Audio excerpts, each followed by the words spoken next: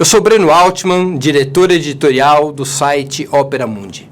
Eu queria convidar vocês a assistirem os vídeos do Opera Mundi no nosso canal do YouTube. Também aproveito para chamá-los a assistir esses mesmos vídeos na TV 247, que é nosso grande parceiro nessa batalha por uma comunicação independente e verdadeira em nosso país. Boa tarde! Está começando mais uma edição do programa 20 Minutos Nacional. O tema de hoje: por que ser contra a reforma da Previdência? Como todos vocês sabem, na semana passada, o governo Jair Bolsonaro tornou pública sua proposta para reformar o sistema de pensões no Brasil, para reformar a Previdência. Essa proposta é a combinação de um conjunto de leis, até mesmo de emenda constitucional, para alterar de forma bastante radical o sistema atual de aposentadorias.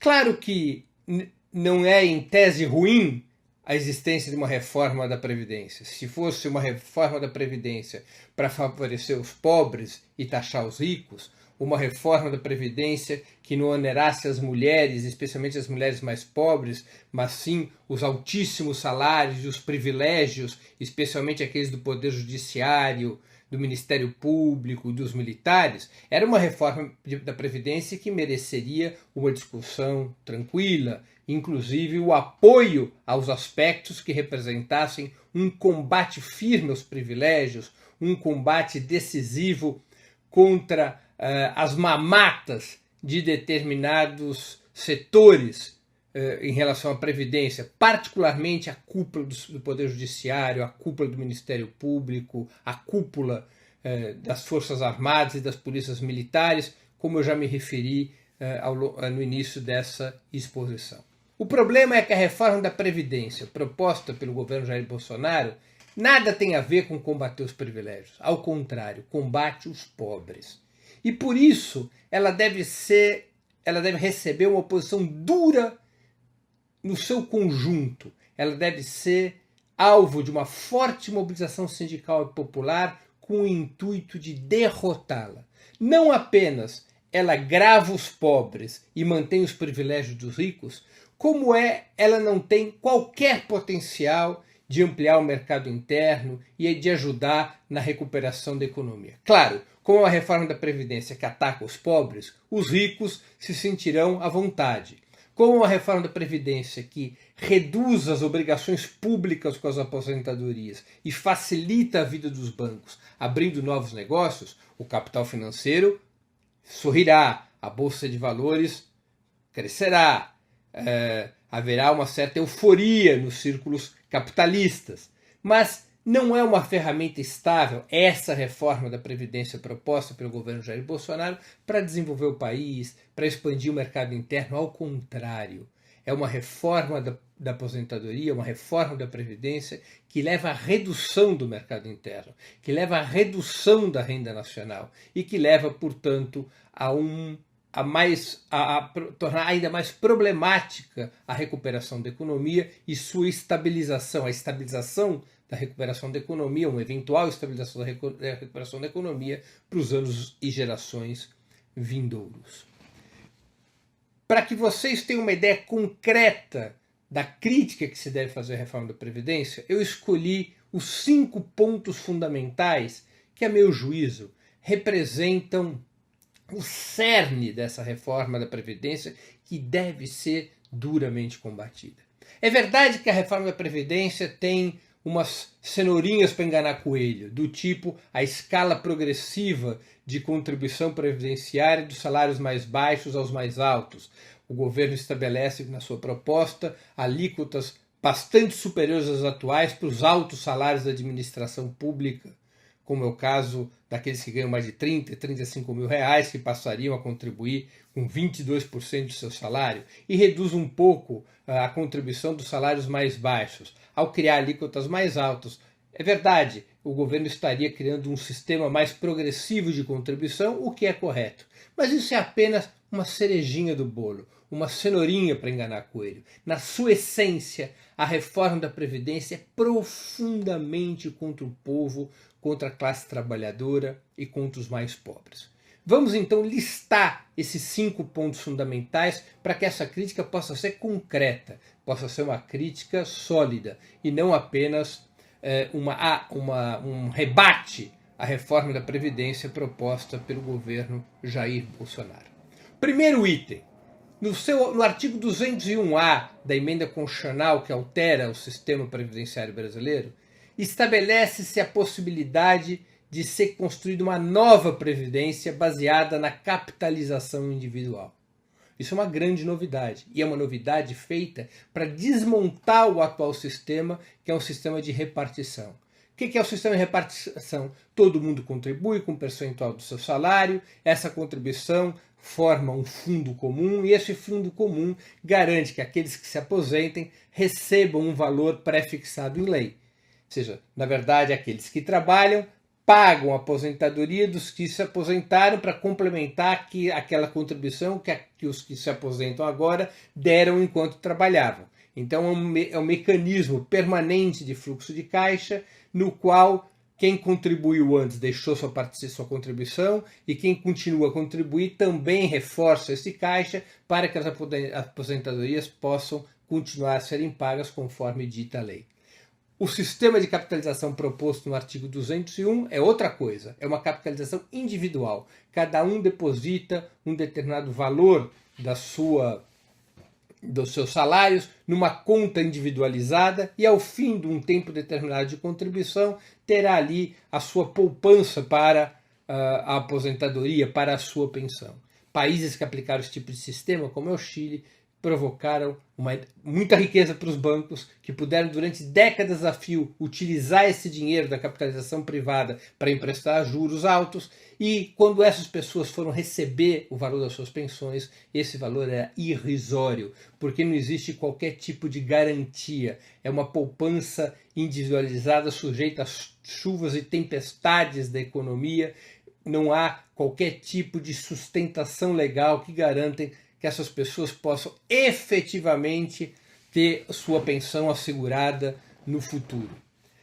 Esse sistema, esse artigo 201 que altera o sistema, é uma grande armadilha da reforma da Previdência, porque ele dá aos trabalhadores, aparentemente, o direito democrático de escolher entre o atual sistema de repartição e o sistema de capitalização individual. Mas é sabido, pelo que o governo já anuncia em termos trabalhistas, que ainda não está posto nessa reforma da Previdência, mas é conhecida da filosofia do senhor Paulo Guedes, ministro da Fazenda, é que haverá enormes facilidades para as empresas, redução das suas contribuições no caso de capitalização individual. As empresas terão que contribuir menos do que contribuem hoje nos sistemas de capitalização individual. E isso levará a com que os novos empregos que sejam criados acabem sendo forçadamente no sistema de capitalização individual. As empresas darão emprego aos jovens que ingressam no mercado de trabalho que fizerem a opção pela capitalização individual. Então vejam só, o primeiro item a ser criticado é exatamente aquele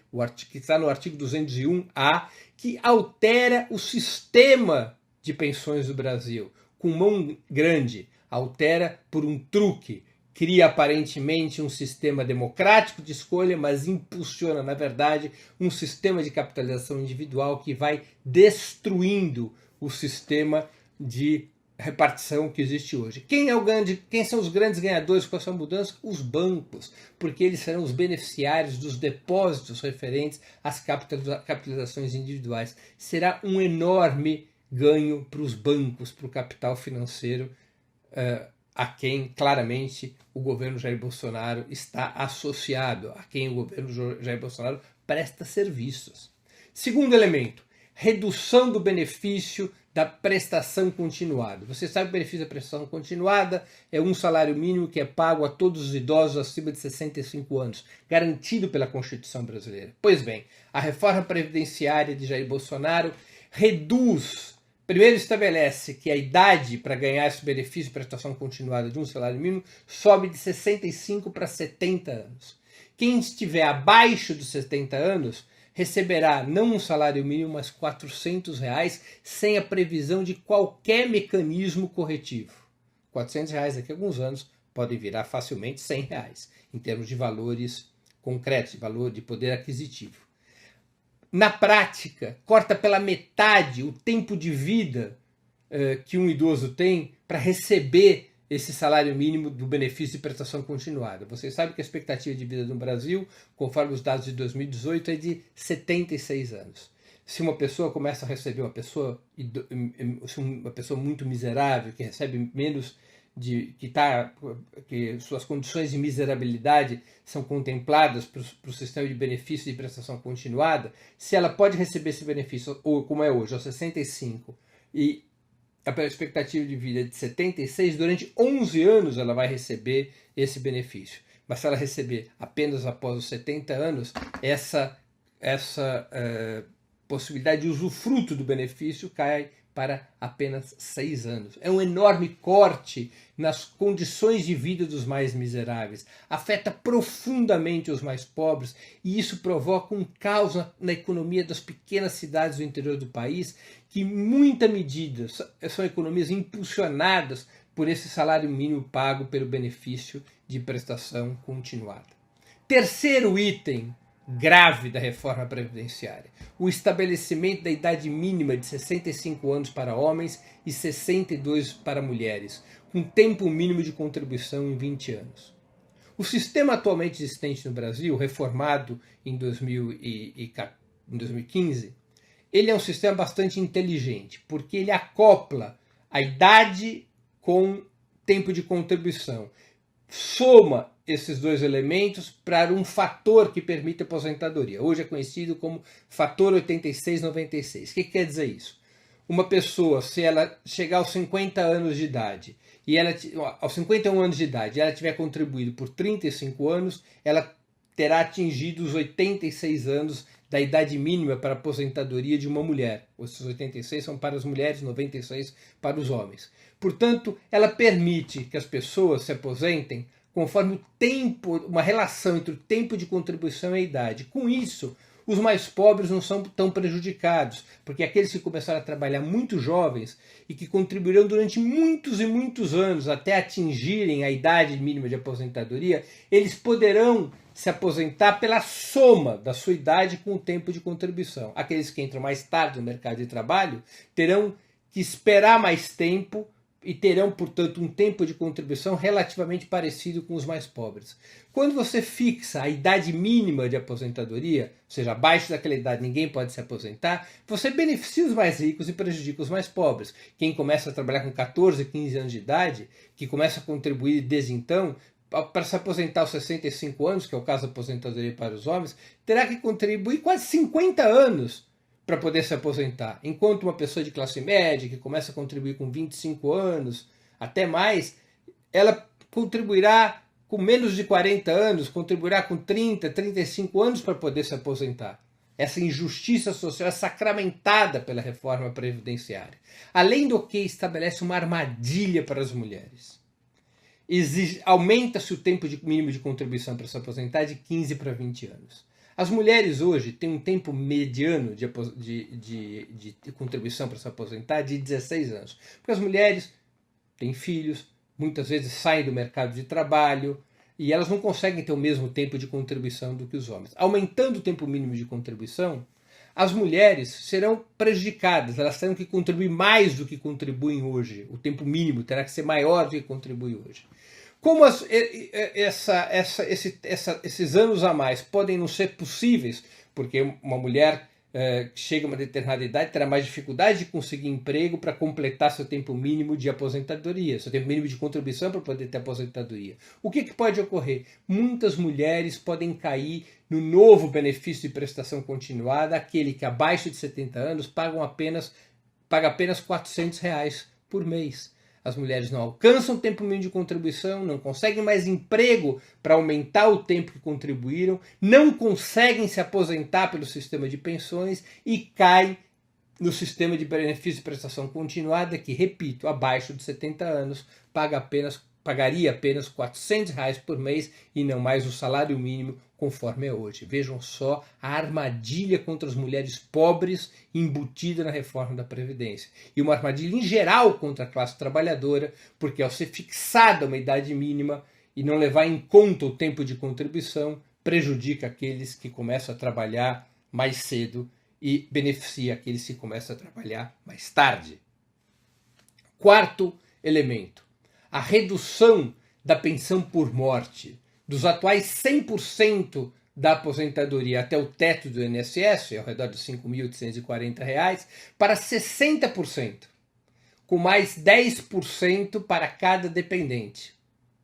Então, olha só a mudança. Hoje, se uma pessoa, por exemplo, se falece o chefe, o marido, e ele recebe até R$ 5.840, a sua mulher e seus filhos receberão 5.840 de pensão por morte, 100% do valor.